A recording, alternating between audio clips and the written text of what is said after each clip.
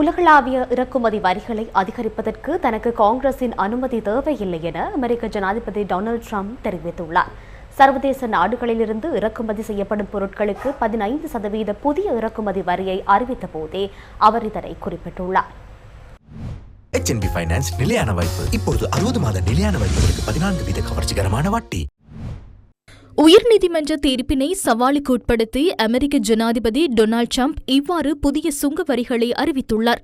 இது தொடர்பாக ஜனாதிபதி டொனால்டு ட்ரம்ப் தனது ட்ருத் சமூக வலைதளத்தில் பதிவிட்டுள்ளார். மேற்கோள் ஆரம்பம்.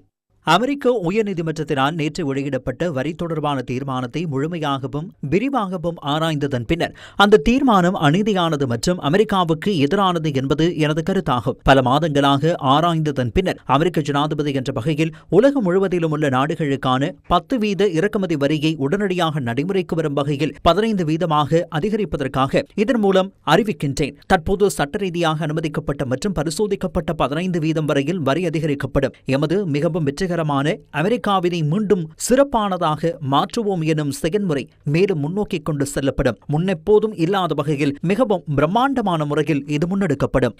மேற்கோள் நிறைவு.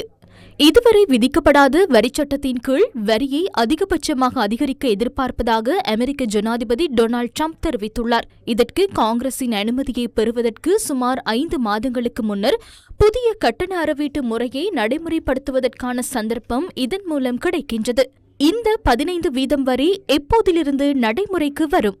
ட்ரம்ப் முன்னதாக விதித்த 10% இறக்குமதி வரி பிப்ரவரி 24 முதல் அமுல்படுத்தப்படும் என அறிவிக்கப்பட்டிருந்தது. அது 15% அதிகரிக்கப்பட்டால் அதுவும் அதே தினத்திலிருந்து நடைமுறைக்கு வருமா என்பது தொடர்பில் இதுவரை தெளிவான தகவல்கள் எவையும் வெளியாகவில்லை. இந்த புதிய 15% வரியானது பிரித்தானியா மற்றும் ஆஸ்திரேலியா உள்ளிட்ட நாடுகளுக்கு பல சிக்கல்களை ஏற்படுத்தியுள்ளது. இந்த நாடுகள் ஏற்கனவே அமெரிக்காவுடன் 10% வரி தொடர்பான இணக்கப்பாட்டிற்கு வந்துள்ளன.